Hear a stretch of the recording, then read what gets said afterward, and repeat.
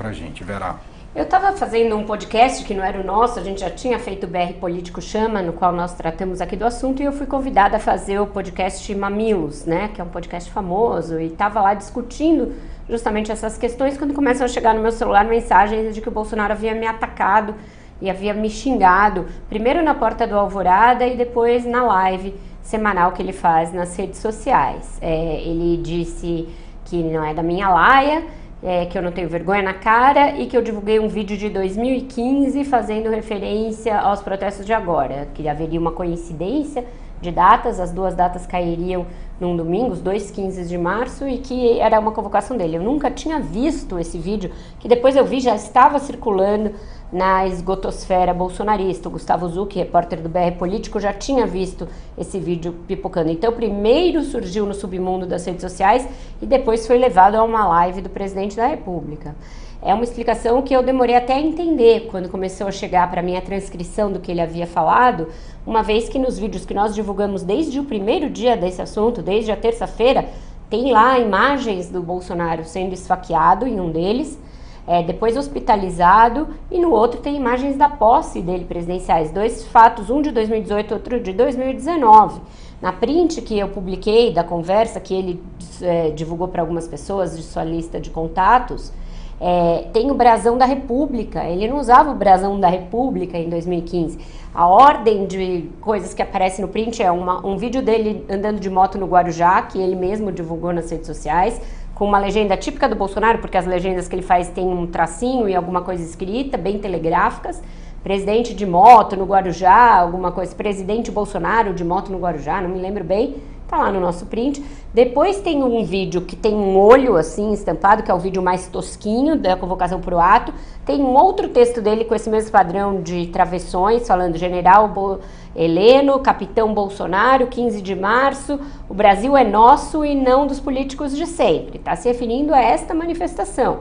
Ele não faz crítica ao Congresso, mas faz crítica aos políticos de sempre. E em seguida vem o outro vídeo, também no print dá pra ver, o vídeo em que aparece a facada, diz que ele quase morreu para nos defender e que a gente deve ir às ruas para defendê-lo. Não se sabe do quê, porque o presidente não está ameaçado.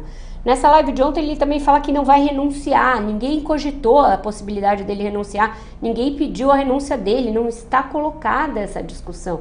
Então você vê o presidente bastante fora do tom, mentindo descaradamente numa live, ou seja, ele está mentindo em rede nacional, na forma como ele escolheu para se comunicar com as pessoas, que é por meio dessa live bem tosca, que ele estava com uma camisa do Fortaleza, e me atacando pessoalmente.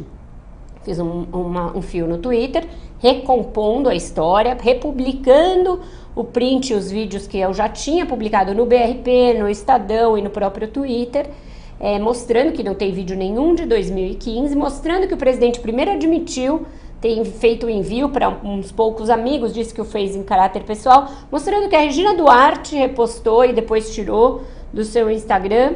Então eu não consigo entender qual é a estratégia envolvida nisso. Muita gente acha que o Bolsonaro age só para falar para aquela militância mais aguerrida, que desde que ele plante uma narrativa na cabeça daqueles mais fanatizados e que eles sigam fanatizados e indo a essas manifestações e defendendo o governo, isso basta para ele manter aquele núcleo duro. Eu não sei até quando, Emanuel, porque o Congresso uma hora vai se irritar com isso. Assim como eu recebi esse print, esses vídeos, congressistas também receberam.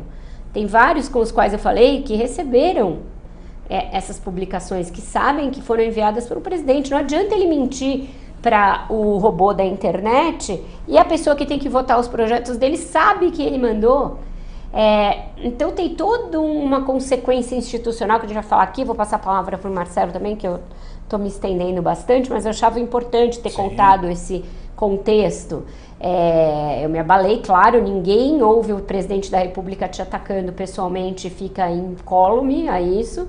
Então eu fiquei bastante nervosa, mas eu mantive a calma e sustentei o que eu tinha publicado, que é o que nós, jornalistas que apuramos, que coletamos as informações, os documentos antes de publicar as matérias, fazemos. É uma escalada que vem desde a terça-feira, que culminou com a live ontem do Bolsonaro, mas que a gente já põe na conta aí vários outros representantes do poder com cargos importantíssimos, como ministro da Educação, deputados, que também te atacaram. Isso não é normal, gente. Né? Quem está assistindo a gente, por mais que seja eleitor do Bolsonaro, seja eleitor dessas pessoas. Isso não é normal. Não é normal as pessoas usarem as prerrogativas dos cargos que elas ocupam temporariamente, provisoriamente, graças ao voto popular, para atacar instituições ou pessoas. Isso é um desequilíbrio muito grande de forças. A imprensa publica as informações e existem canais para serem contestados, inclusive na justiça. Agora, esse tipo de desconstrução pessoal, levar à internet, ao Twitter, o nome da escola dos meus filhos, do meu filho pequeno, que ontem foi parar no apoio pedagógico, por causa dessa história, porque eu tive de falar para ele, olha, se vier alguém conversar com você, não converse, aquela coisa que a mãe da gente falava quando a gente era pequeno, sabe? Não converse com estranhos. Mas aí você não fala em relação ao bandido, você fala em relação ao trabalho da sua mãe. O trabalho da sua mãe está te pondo em perigo. Isso não é uma coisa normal. Isso não pode ser normalizado. Entendeu?